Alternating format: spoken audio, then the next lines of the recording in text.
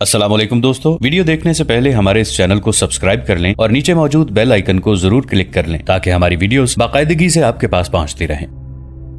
मुसलमान हुक्मरान और बादशाह जहां कहीं भी हैं उन्हें जंगी और माली मदद देकर बेकार करना होगा और उसके साथ ही उनके हरमों में अपनी तजुर्बाकार लड़कियां इसी तरह दाखिल करते रहेंगे जिस तरह अरब की रियासतों में करते रहे हैं। हमने ये तरीक़ा यहूदियों से सीखा है। उन्होंने मुसलमानों की किरदार कुशी और मजहबी बेखुनी का निहायत दानिशमंद मंसूबा बनाया है और वो इस पर अमल कर रहे हैं।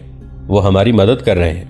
मैं आपको यकीन दिलाता हूँ कि वो वक्त तेज़ी से आ रहा है कि बैतुल मक़दिस पर हमारा मुस्तकिल कब्ज़ा हो जाएगा। इसके इर्द गिर्द दूर दूर के इलाके भी हमारे कब्ज़े में होंगे। मुसलमान रियासतों में बंटकर एक दूसरे के दुश्मन हो जाएंगे। अगर दुश्मन ना हुए तो उनमें इत्तेहाद भी नहीं होगा। यहूदियों के दानिशवरों ने सही कहा है कि मुसलमान अपने आप को बादशाह समझेंगे, लेकिन उनकी बादशाही और आज़ादी की भागदौड़ हमारे हाथ में होगी। ये काम आप हम पर छोड़ दें। यह दरपर्दा और ज़मींदोज़ काम दानिशवरों का और मजहबी पेशवाओं का है। आप फौजी हैं, मैदान जंग की बात करें। आपका बड़ा ही ख़तरनाक दुश्मन बैतुल मक़दिस पर आ रहा है। आप इसको शिकस्त देने की सोचें। वो इतवार की सुबह थी और 1187 के माह सितंबर की 20 तारीख थी जब सुल्तान अय्यूबी हैरान कुन तेज़ रफ्तारी से बैतुल मक़दिस पहुँच गए। हिजरी कैलेंडर के मुताबिक 15 रजब 583 हिजरी का रोज था। सलीबियों को सुल्तान अय्यूबी का इंतजार था, लेकिन उन्हें यह तवक्को नहीं थी कि वो इस कदर तेज रफ्तारी से आएंगे। उन्होंने रास्ते में सलीबियों की बुलंदियों वाली किलाबंदियों और पोस्टों को नजरअंदाज किया और फौज को गुजार कर ले गए। रात का वक्त था। किलाबंदियों से सलीबियों ने बैतुल मक़दिस को कबल अज़ वक्त इत्तला देने के लिए कासिद रवाना किए होंगे, लेकिन कोई भी वहां तक ना पहुंच सका, जिसका सबूत यह है कि जब सुल्तान अय्यूबी के हिरावल दस्ते शहर तक पहुंचे उस वक्त ऊपर दीवार पर 2-4 संतरी खड़े थे।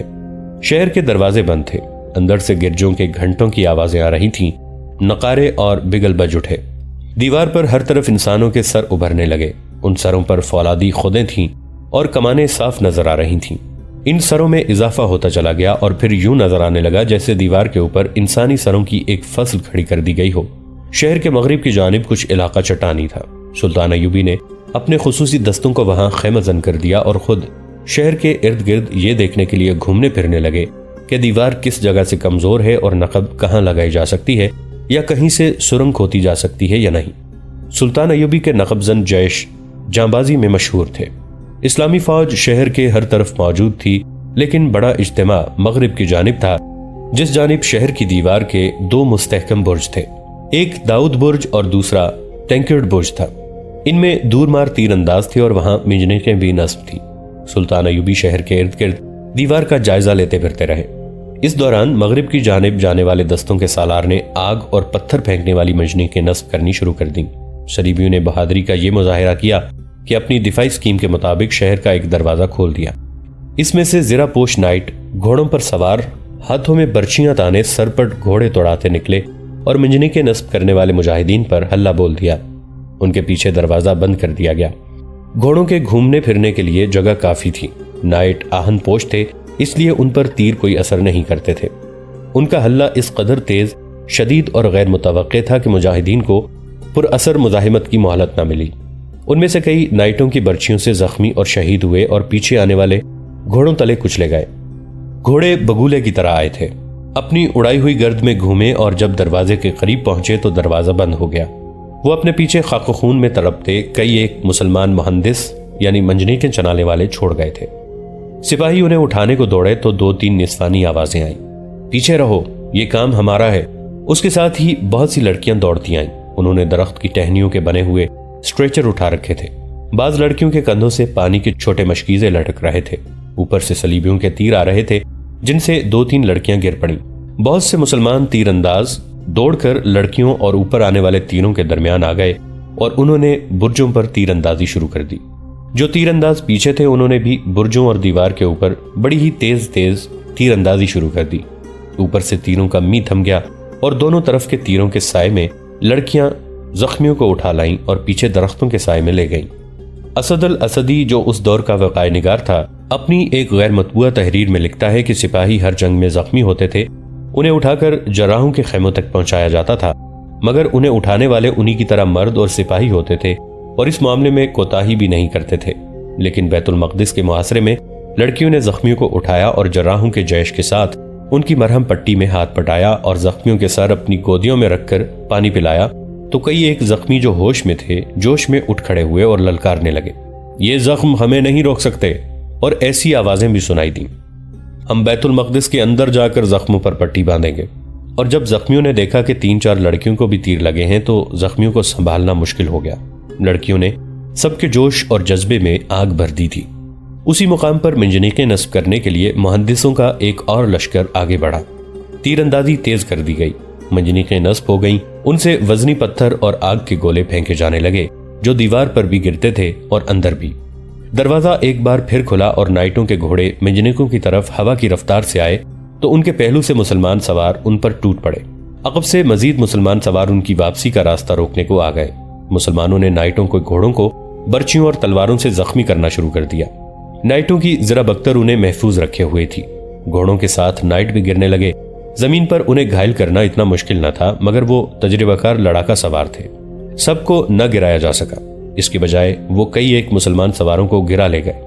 وہ واپس ہوئے تو مسلمان سواروں نے انہیں روکنے کی کوشش کی، مگر جو نائٹ گھوڑوں کی پیٹھوں پر رہے وہ اندر چلے گئے اور دروازہ بند ہو گیا۔ اس کے بعد یہ سلسلہ چلتا رہا۔ برج داؤد کے سامنے اس طرح کے جو مارکے لڑے گئے تھے وہ رفتار، شدت، خونریزی اور دونوں طرف کی شجاعت کے لحاظ سے بے مثال مانے جاتے ہیں۔ دونوں فوجوں کے عزم اور جذبے کی پختگی کا اندازہ ان مارکوں سے ہوتا تھا۔ مورخ بیان کرتے ہیں کہ بیت المقدس نے دونوں فوجوں پر جنون کی کیفیت طاری کر دی تھی۔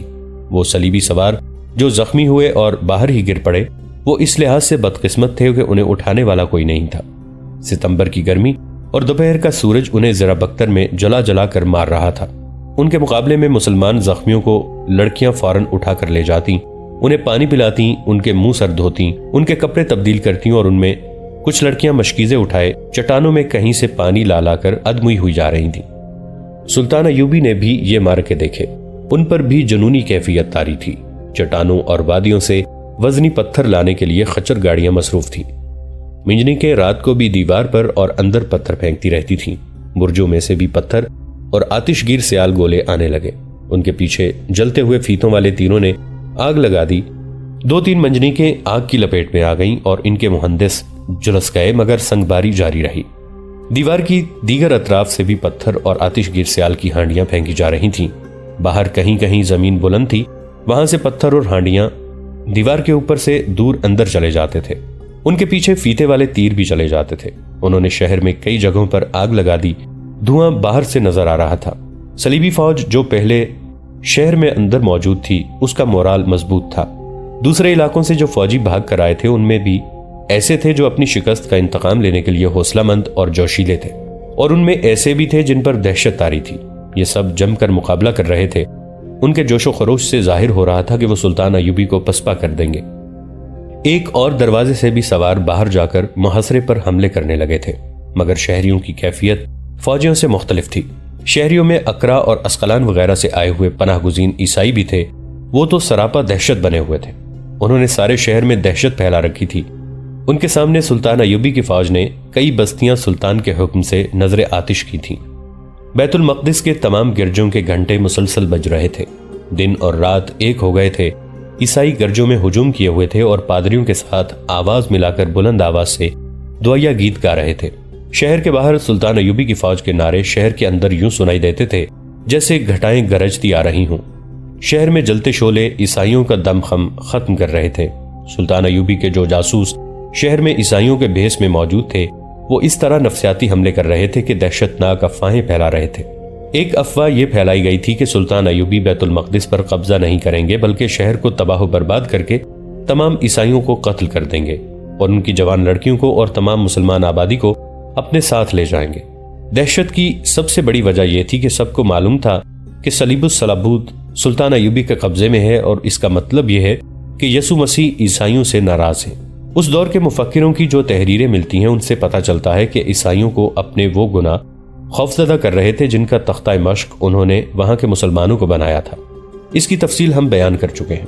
انہوں نے مسلمانوں کا قتل عام کیا، بچوں کو برچھیوں پر اٹھا کر قہقہے لگائے اور مسلمان خواتین کی بے حرمتی کی تھی، مسجدوں اور قرآن کی بے حرمتی کی تھی، اور 90 برسوں سے مسلمان ان کے وحشیانہ سلوک اور بربریت کا مسلسل شکار ہو رہے تھے۔ عیسائیوں نے اپنے عقیدے کے مطابق گرجوں میں جا کر اپنے گناہوں کا اعتراف کرنا شروع کر دیا۔ موجودہ صدی کا ایک امریکی تاریخ دان اینتھونی ویسٹ بہت سے مورخوں کے حوالے سے لکھتا ہے کہ بیت المقدس کے عیسائی محاصرے میں اس قدر دہشت زدہ ہو گئے تھے کہ بہت سے عیسائی گلیوں میں نکل آئے۔ ان میں سے بعض سینہ کوبی کرنے لگے اور بعض اپنے آپ کو کوڑے مارنے لگے۔ یہ خدا سے گناہ بخشوانے کا ایک طریقہ تھا۔ جو عیسائی لڑکیاں جوان تھیں ان کی ماؤں نے ان کے سروں کے بال بالکل صاف کر دیے اور انہیں پانی میں غوطے دینے لگیں۔ ان کا عقیدہ یہ تھا کہ اس طرح یہ لڑکیاں بے آبرو ہونے سے بچ جائیں گی۔ پادریوں نے بہت کوشش کی تھی کہ لوگوں کو اس خوف اور دہشت سے نجات دلائیں، مگر ان کے واز بے اثر ہو گئے۔ مسلمان آبادی کی کیفیت کچھ اور تھی۔ 3000 سے زیادہ مسلمان مرد، عورتیں اور بچے قید میں تھے۔ وہاں جو مسلمان تھے وہ نظر بندی کی زندگی گزار رہے تھے۔ عیسائیوں سے ڈرتے کسی مسجد میں نہیں جاتے تھے۔ تمام مسلمانوں کو پتہ چل گیا کہ سلطان ایوبی نے بیت المقدس کا محاصرہ کر لیا ہے۔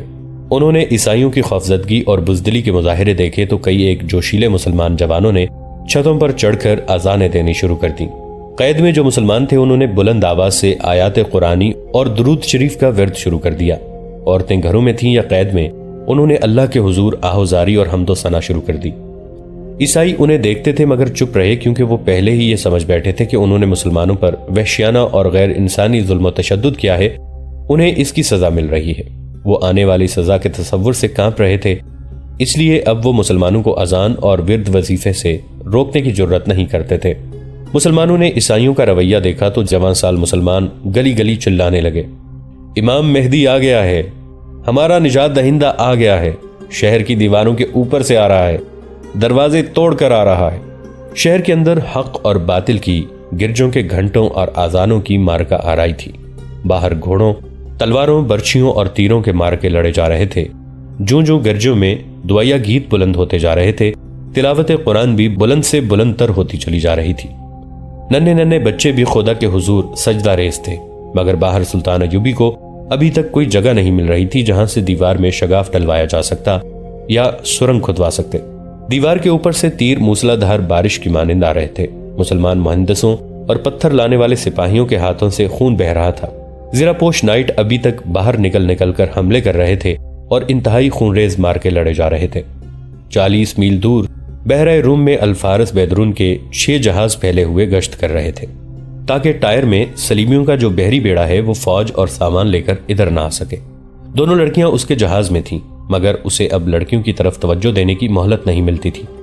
سلطان ایوبی اور رئیس البحرین المحسن نے اسے بڑی نازک ذمہ داری سونپی تھی۔ کبھی کبھی وہ خود مستول کے اوپر بنی ہوئی مچان پر چڑھ جاتا اور سمندر کی وسعت کو گہری نظروں سے دیکھتا رہتا تھا۔ دوسرے جہازوں میں بھی جاتا رہتا تاکہ ہر جہاز کا عملہ اپنے فرائض سے غافل نہ ہو جائے۔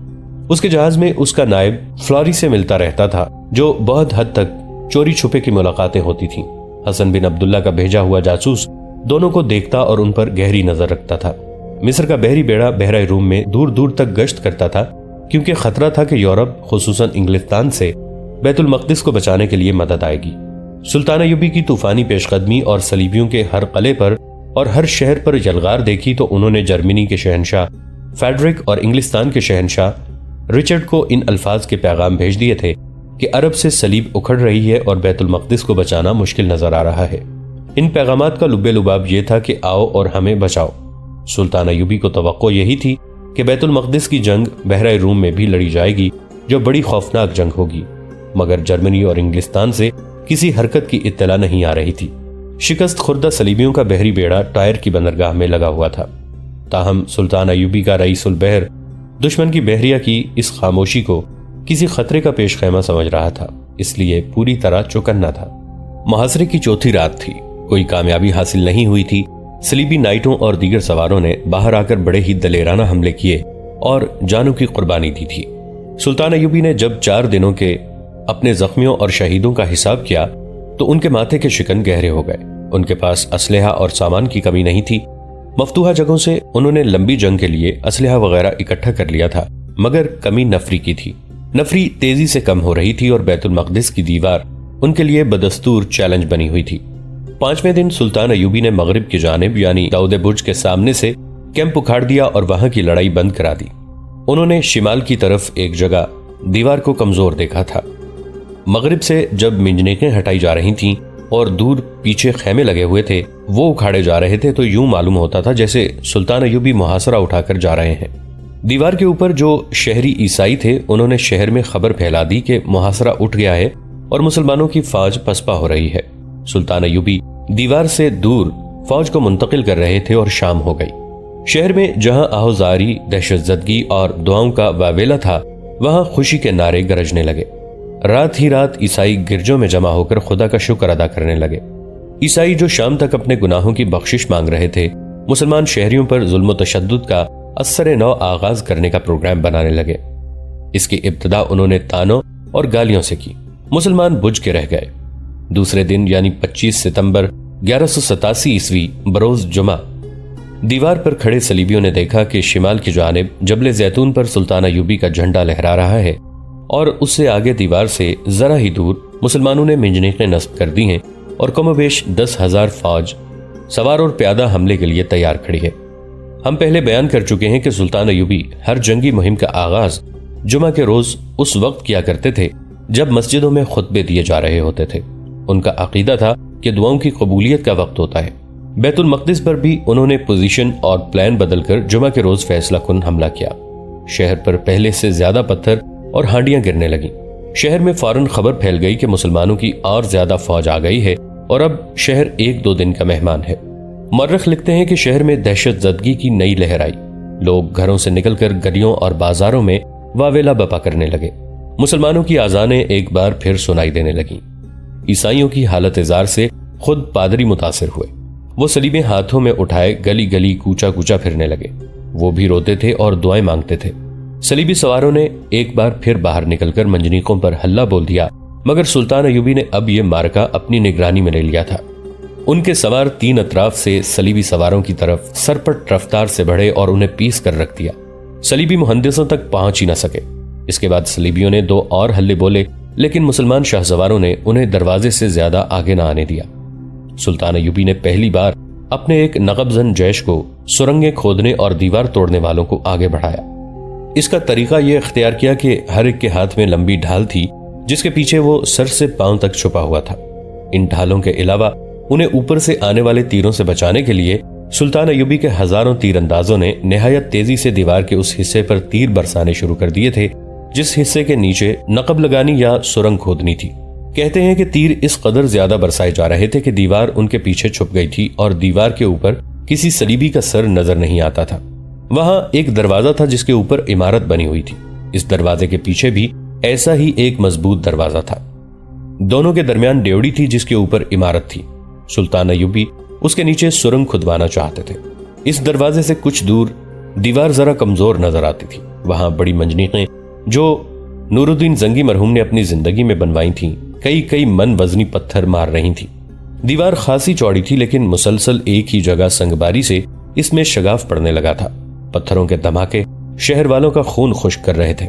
دن کے وقت نقب زن جیش ڈھالوں کی اوٹ اور تیروں کے سائے میں دروازے تک پہنچ گیا۔ اب اوپر سے ان پر کوئی تیر نہیں چلا سکتا تھا۔ رات کے وقت سینکڑوں جانبازوں نے مل کر دروازے یعنی ڈیوڑی کے نیچے 30 گز سے زیادہ لمبی سرنگ کھود لی جو ڈیوڑی جتنی چوڑی تھی۔ اوپر کی عمارت کو مضبوط شہتیروں سے سہارا دیا گیا۔ اس مہم میں 2 دن صرف ہوئے۔ شہتیر آگے پہنچانے میں کئی مجاہد شہید ہو گئے۔ پھر اس سرنگ میں گھاس اور لکڑیاں بھر کر ان پر آتش گیر سیال مادہ پھینکا گیا اور اسے آگ لگا دی گئی۔ تمام نقب زن جانباز وہاں سے بھاگ آئے۔ آگ نے شہتیروں کو بھی جلا دیا اور اوپر سے عمارت دھنسنے لگی۔ پھر مہیب گڑگڑاہٹ سے گر پڑی۔ ادھر دیوار پر جس جگہ وزنی پتھر مارے جا رہے تھے وہاں بھی شگاف ہو گیا۔ اب ملبے کے اوپر سے گزر کر ہی شہر میں داخل ہونا تھا، مگر یہ ایک بڑا خطرناک اقدام تھا۔ یہاں سے ملبہ ہٹانے کی مہم شروع ہو گئی۔ شہر میں گرجوں کے گھنٹے اور زیادہ تیزی سے بجنے لگے۔ اذانوں کی مقدس اور فاتحانہ آوازیں اور زیادہ بلند ہونے لگی۔ صلیبی جرنیلوں اور حکمران ٹولے کے بھی حوصلے پست ہو گئے۔ انہوں نے کانفرنس بلائی جس میں جرنیلوں نے یہ تجویز پیش کی کہ تمام تر فوج اور جتنے بھی عیسائی شہری رضاکارانہ طور پر ہمارے ساتھ آ سکتے ہیں ایک ہی بار باہر نکل کر سلطان ایوبی کی فوج پر حلہ بول دیں۔ یہ تجویز بطریق اعظم ہرکولیز نے اس لیے منظور نہ کی کہ شکست کی صورت میں شہر کی عورتیں اور بچے رہ جائیں گے جو مسلمانوں کے انتقام کا نشانہ بنیں گے۔ آخرکار یہ تجویز منظور ہوئی کہ سلطان ایوبی کے ساتھ صلح کی بات چیت کی جائے گی۔ اس کی نمائندگی ایک عیسائی سردار بالیان کو دی گئی۔ باہر سے سلطان ایوبی کی فوج نے دیکھا کہ دروازے کی گری ہوئی عمارت کے ملبے پر سفید جھنڈا لہرا رہا ہے۔ تیر اندازوں کو روک دیا گیا۔ جھنڈے کے ساتھ 3-4 آدمی نمودار ہوئے۔ ایک نے بلند آواز سے کہا، ہم صلاح الدین ایوبی کے ساتھ صلح کی بات چیت کرنا چاہتے ہیں۔ سلطان ایوبی سن رہے تھے۔ انہوں نے کہا کہ انہیں آگے لے آؤ۔ سلطان ایوبی نے ان کا استقبال کیا اور انہیں اپنے خیمے میں لے گئے۔ بات صلیبی سردار بالیان نے شروع کی اور کہا کہ مسلمان فوج محاصرہ اٹھا کر واپس چلی جائے اور سلطان ایوبی اپنی شرائط بتائے۔ صلیبی دراصل بیت المقدس سے دستبردار نہیں ہونا چاہتے تھے۔ سلطان ایوبی بیت المقدس لیے بغیر ٹلنے والے نہیں تھے، مگر اس کا ابھی ایک بھی سپاہی شہر میں داخل نہیں ہو سکا تھا۔ وہ ابھی یہ دعویٰ نہیں کر سکتا تھا کہ اس نے شہر لے لیا ہے۔ ابھی صلیبی یہ کہہ سکتے تھے کہ شہر پر ان کا قبضہ ہے۔ ادھر صلح کی بات چیت ہو رہی تھی، ادھر محاصرے کی جنگ جاری تھی۔ سلطان ایوبی معاہدوں اور مذاکرات کے قائل نہیں تھے۔ بات چیت کے ساتھ انہوں نے جنگ جاری رکھی تھی۔ دیوار کا شگاف کھل گیا تھا۔ ادھر مجاہدین نے جوش میں آ کر گری ہوئی عمارت کے ملبے پر حلہ بول دیا۔ دیوار کے شگاف میں سے بھی جانباز اندر جانے لگے اور نقب زن جیش فوج کی سہولت کے لیے شگاف کو کھلا کرنے لگے، مگر صلیبی اس شہر سے دستبردار نہ ہونے کا پختہ عزم کیے ہوئے تھے۔ انہوں نے دونوں جگہوں سے حملہ آوروں کو باہر دھکیل دیا۔ باہر سے دستے سیلاب اور طوفان کی طرح بڑھے۔ آگے جانے والے صلیبیوں کے تیروں اور برچھیوں سے گرے، پیچھے والے انہیں رونتے ہوئے آگے گئے۔ بڑا ہی خونریز معرکہ لڑا گیا۔ اس دوران کسی جانباز نے شہر کے بڑے دروازے کے برج سے لال کراس والا جھنڈا اتار پھینکا اور وہاں اسلامی جھنڈا چڑھا دیا۔ عیسائی شہریوں نے ایسی بھگدڑ مچائی کہ صلیبی فوج کے لیے رکاوٹ اور مسئلہ بن گئے۔ سلطان ایوبی کے جانباز دیوانے ہوئے جا رہے تھے۔ ان میں سے کچھ مسجد اقصی میں داخل ہو گئے اور اوپر سے صلیب اتار کر دور پھینک دی۔ وہاں بھی اسلامی پرچم لہرانے لگا، لیکن شہر میں دونوں فوجیں ایک دوسرے کا بری طرح کشت و خون کر رہی تھیں۔ یہ ضرور نظر آ رہا تھا کہ صلیبیوں کی جارحیت اور مزاحمت کی شدت تیزی سے کم ہو رہی ہے۔ سلطان ایوبی صلیبیوں کے وفد کے ساتھ صلح کی بات چیت کر رہے تھے۔ انہیں باہر کی اور شہر کی ابھی خبر نہیں تھی۔ انہوں نے بالیان سے کہا، میں نے بیت المقدس کو اپنی طاقت سے آزاد کرانے کی قسم کھائی تھی۔ اگر آپ لوگ یہ شہر مجھے اس طرح دے دیں جیسے یہ میں نے فتح کیا ہے تو میں صلح کی بات سن لوں گا۔ صلاح الدین، بالیان نے ذرا دبدبے سے کہا، اس شہر کا نام ابھی یروشلم ہے، بیت المقدس نہیں۔ اگر صلح نہیں کرنا چاہتے تو ہم آپ کو مجبور نہیں کریں گے، لیکن یہ سن لو کہ اس شہر میں آپ کے 4000 فوجی ہمارے جنگی قیدی ہیں، اور جو مسلمان شہری ہماری قید میں ہیں ان کی تعداد 3000 ہے۔ ہم ان تمام قیدیوں کو اور شہر کے ہر ایک مسلمان باشندے کو، خواہ وہ عورت ہے یا بچہ، جوان ہے یا بوڑھا، قتل کر دیں گے۔ سلطان ایوبی کی آنکھیں غصے سے لال ہو گئیں، ان کے ہونٹ کانپے۔ وہ کچھ کہنے لگے تھے کہ خیمے کا پردہ اٹھا۔ ان کا ایک کماندار اندر آیا۔ سلطان ایوبی نے اسے اشارے سے اپنے پاس بلایا۔ کماندار نے ان کے کان میں سرگوشی کی، شہر لے لیا گیا ہے، بڑے دروازے اور مسجد اقصی پر جھنڈے چڑھا دیے گئے ہیں۔ سلطان ایوبی کو بالیان کی دھمکی کا جواب مل گیا۔ ان کی لال انگارہ آنکھوں میں غیر معمولی چمک پیدا ہوئی۔ انہوں نے بڑی زور سے اپنی ران پر ہاتھ مار کر صلیبی سردار بالیان سے کہا، فاتح مفتوح کے ساتھ صلح کی بات نہیں کیا کرتے، کوئی ایک بھی مسلمان تمہارا قیدی نہیں۔ وقائع نگاروں نے لکھا ہے کہ سلطان ایوبی بڑے تحمل سے بات کیا کرتے تھے، مگر بالیان کی دھمکی کے ساتھ ہی فتح کی خبر سن کر ان کی آواز میں قہر اور گرج پیدا ہو گئی۔ انہوں نے کہا، تم سب میرے قیدی ہو، تمہاری ساری فوج میری قیدی ہے، شہر میں رہنے والا ہر ایک عیسائی میرا قیدی ہے۔ اس شہر سے اب وہ عیسائی نکل کر جا سکے گا جو میرا مقرر کیا ہوا زر فدیہ ادا کرے گا۔ جاؤ اندر جا کر دیکھو یہ یروشلم ہے یا بیت المقدس۔ بالیان اور اس کے ساتھ آئے ہوئے صلیبی گھبرا گئے۔ خیمے سے نکل کر دیکھا سلطان ایوبی کی فوج کا بیشتر حصہ شہر میں داخل ہو چکا تھا اور بڑے دروازے پر اسلامی پرچم لہرا رہا تھا۔ یہ اتفاق تھا یا سلطان ایوبی نے پلان ہی ایسا بنایا تھا، یا خدائے ذوالجلال کا منشا یہی تھا کہ سلطان ایوبی بروز جمعہ 2 اکتوبر 1187 عیسوی بمطابق 27 رجب 583 ہجری شہر میں فاتح کی حیثیت سے داخل ہوئے۔ غور فرمائیے، یہ رجب کی 27ویں رات تھی اور یہ وہ رات ہے جب رسول اکرم صلی اللہ علیہ وآلہ وسلم اسی مقام سے معراج کو تشریف لے گئے تھے۔ تمام مسلم اور غیر مسلم مورخین نے بیت المقدس کی فتح کی یہی تاریخ لکھی ہے۔ سلطان ایوبی جب شہر میں داخل ہوئے تو مسلمان گھروں سے نکل آئے۔ عورتوں نے سروں سے اوڑھنیاں اتار کر ان کے راستے میں پھینک دیں۔ سلطان ایوبی کے باڈی گارڈز نے گھوڑوں سے اتر کر اوڑھنیاں راستے سے اٹھا لیں، کیونکہ سلطان اپنی پرستش اور خوشامد سے سخت نفرت کرتے تھے۔ ظلم و تشدد کے مارے ہوئے مسلمان چیخ چیخ کر نعرے لگا رہے تھے اور بعض سجدے میں گر پڑے تھے۔ آنسو تو سب کے جاری تھے۔ یہ بڑا ہی جذباتی اور دردناک منظر تھا۔ عینی شاہدین کے مطابق سلطان ایوبی اس قدر جذباتی ہو گئے کہ نعروں کے جواب میں ہاتھ بلند کر کے ہلاتے تھے، لیکن ان کے ہونٹوں پر مسکراہٹ نہیں تھی، بلکہ وہ ہونٹوں کو بھینچنا اور دانتوں میں دبانے کی کوشش کرتے تھے۔ یہ کوشش جذباتیت کو دبانے اور سسکیاں روکنے کی تھی۔ عیسائی شہری گھروں میں دب کے خوف سے کانپ رہے تھے۔ انہوں نے اپنی جوان لڑکیوں کو چھپا لیا تھا۔ کہتے ہیں کہ اکثر لڑکیوں کو مردانہ لباس پہنا دیے گئے تھے۔ انہیں یقین تھا کہ مسلمان سپاہی خواتین کی بے حرمتی کا انتقام لینے کے لیے ان کی بیٹیوں کو بے آبرو کریں گے، لیکن یورپی مورخ لینپون لکھتا ہے کہ صلاح الدین ایوبی نے اپنے آپ کو ایسا عالی ظرف اور کشادہ دل کبھی ثابت نہیں کیا تھا جتنا اس وقت کیا جب اس کی فوج صلیبی فوج سے شہر کا قبضہ لے رہی تھی۔ اس کی فوج کے سپاہی اور افسر گلی کوچوں میں امن و امان برقرار رکھنے کے لیے گھوم پھر رہے تھے، اور ان کی نظر اس پر تھی کہ کوئی مسلمان شہری کسی عیسائی شہری پر انتقاماً حملہ نہ کر دے۔ سلطان ایوبی کے احکام ہی ایسے تھے، البتہ کسی عیسائی کو شہر سے باہر جانے کی اجازت نہیں تھی۔ سلطان ایوبی سب سے پہلے مسجد اقصی میں گئے۔ جذبات کی شدت سے وہ مسجد کی دہلیز پر گھٹنوں کے بل جیسے گر پڑے ہوں۔ وہ دہلیز پر سجدہ ریز ہو گئے اور بہاؤالدین شداد اور احمد ویلی مصری کے مطابق سلطان ایوبی کے آنسو اس طرح بہ رہے تھے کہ اس عظیم مسجد کی دہلیز دھل رہی تھی۔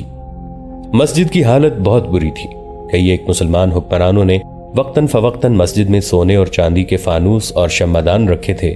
انہوں نے عقیدت کے طور پر مسجد میں طرح طرح کے بیش قیمت تحائف بھی رکھے تھے۔ صلیبی تمام فانوس، شمعدان اور قیمتی تحائف اٹھا لے گئے تھے۔ فرش سے جگہ جگہ خارا اور مرمر کی سلیں غائب تھیں۔ مسجد مرمت طلب تھی۔ مرمت کی طرف توجہ دینے سے پہلے سلطان ایوبی نے شکست خوردہ عیسائیوں کے متعلق فیصلہ کرنا ضروری سمجھا۔ انہوں نے اپنی مشاورتی مجلس سے مشورہ کیا اور حکم نامہ جاری کیا کہ ہر عیسائی مرد 10 اشرفی، عورت 5 اشرفی اور ہر بچہ 1 اشرفی زر فدیہ ادا کر کے شہر سے نکل جائے۔ کوئی بھی عیسائی وہاں نہیں رہنا چاہتا تھا۔ برج داؤد کے نیچے والا دروازہ کھول دیا گیا، جہاں مسلمان حاکم فدیہ وصول کرنے کے لیے بیٹھ گئے، اور عیسائی آبادی کا انخلا شروع ہو گیا۔ سب سے پہلے عیسائیوں کا سربراہ بالیان شہر سے نکلا۔ اس کے پاس انگلستان کے بادشاہ ہنری کی بھیجی ہوئی بے انداز رقم تھی۔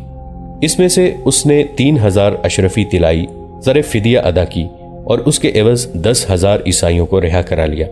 باب داؤد پر باہر جانے والے عیسائیوں کا تانتا بن گیا۔ وہ پورے خاندان کا زر فدیہ ادا کر کے جا رہے تھے۔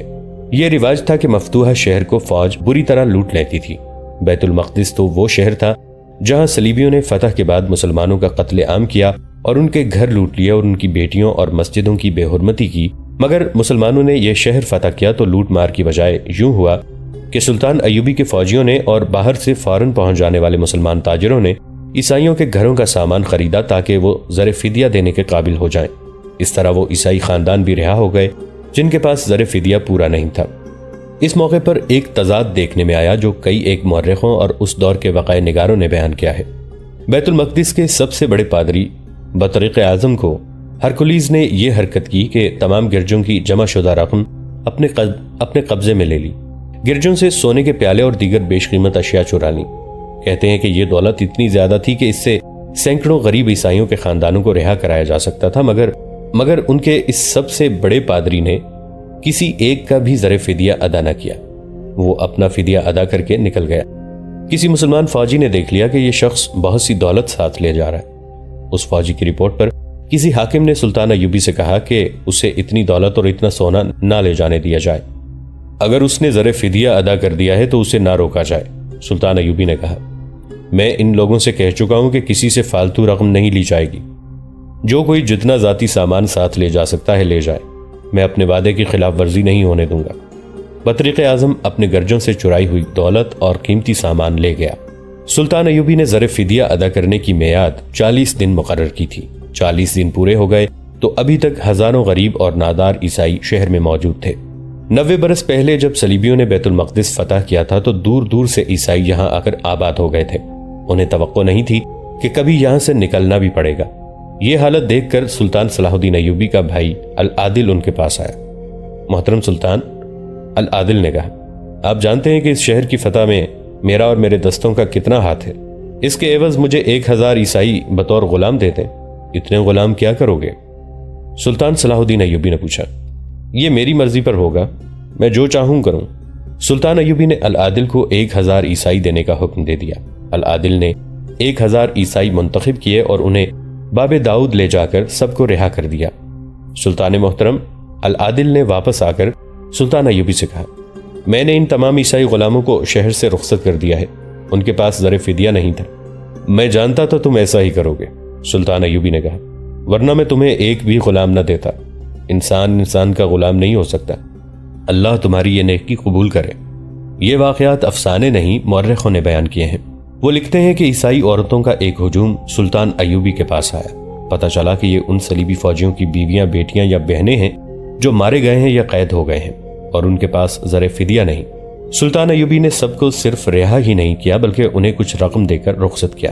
اس کے بعد انہوں نے عام حکم جاری کر دیا کہ تمام عیسائیوں کو جو شہر میں رہ گئے ہیں زر فدیہ معاف کیا جاتا ہے، وہ جا سکتے ہیں۔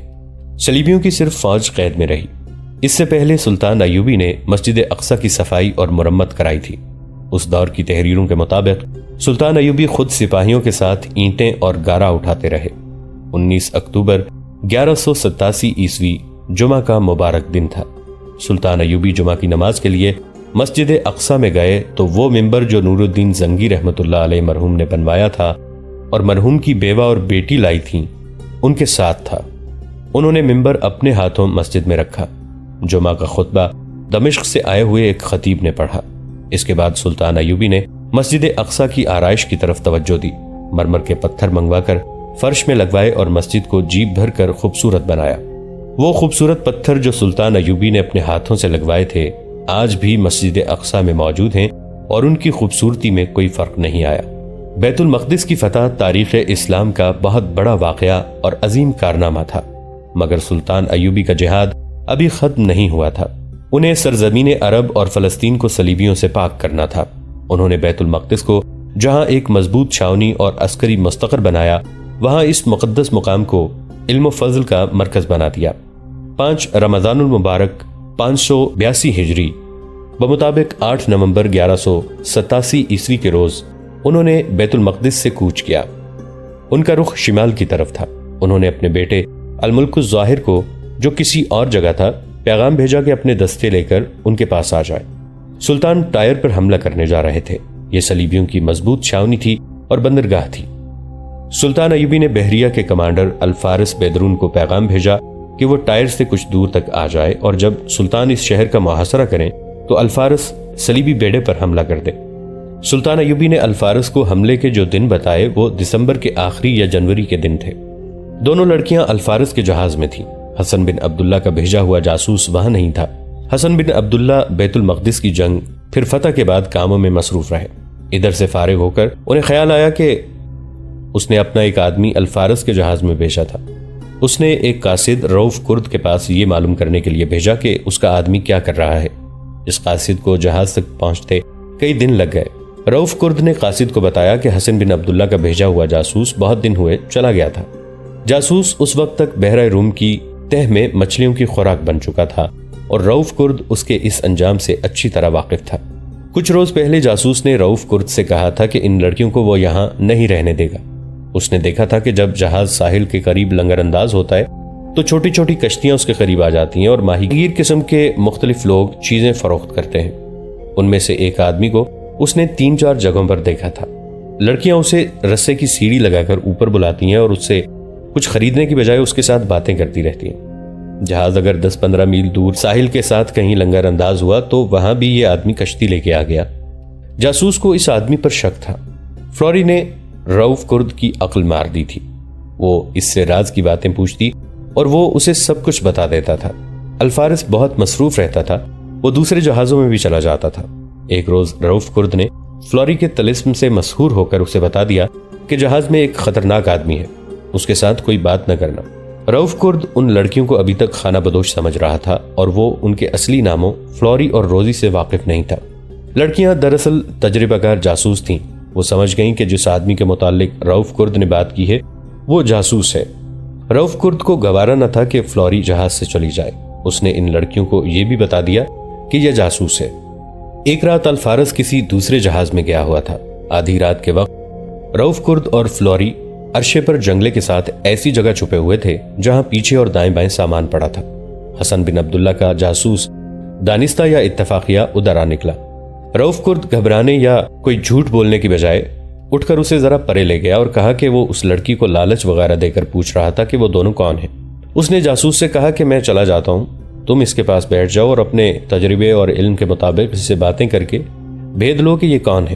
جاسوس کو فلوری کے پاس بھیج کر اس نے روزی کو جگایا اور اسے کہا کہ شکار فلاں جگہ ہے، تم بھی چلی جاؤ، میں ادھر ادھر دیکھتا رہوں گا کہ کوئی دیکھ نہ لے۔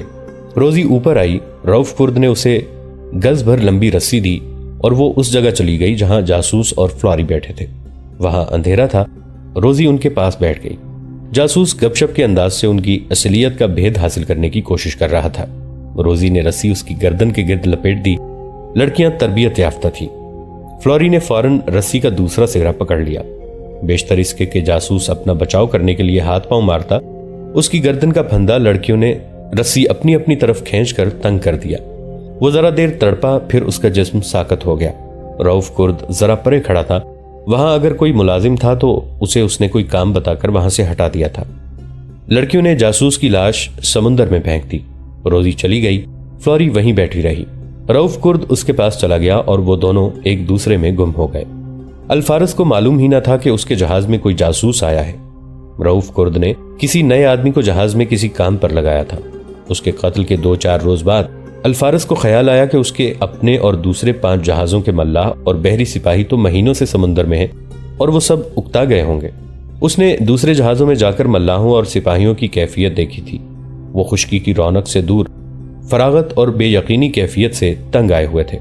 اگر کبھی کبھی بحری معرکہ ہو جایا کرتا تو ان کی ذہنی حالت یہ نہ ہوتی۔ چنانچہ اس نے فیصلہ کیا کہ ایک رات وہ تمام جہازوں کو اکٹھا کر کے لنگر ڈال دے گا اور جشن منائے گا، اور ملاح اور سپاہی گائیں بجائیں گے اور سب کو اچھا کھانا دیا جائے گا۔ اس نے رؤف کرد اور اپنے ماتحت افسروں سے بات کی۔ اس وقت دونوں لڑکیاں بھی موجود تھیں۔ انہوں نے کہا کہ وہ ناچیں گی۔